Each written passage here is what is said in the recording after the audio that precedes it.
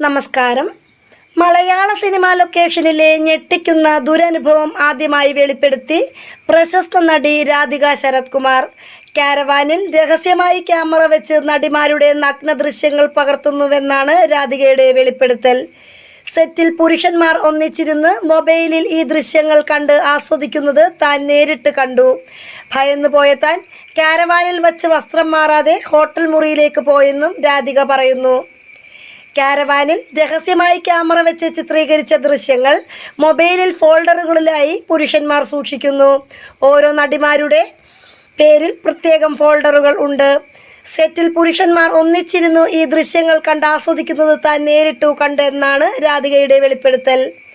ഭയം കാരണം പിന്നീട് ലൊക്കേഷനിലെ കാരവാൻ ഉപയോഗിച്ചില്ലെന്നും നടി പറയുന്നു. നടിമാർ വസ്ത്രം മാറുന്ന വീഡിയോ അവർ കൂട്ടമായിരുന്നു കാണുകയായിരുന്നു.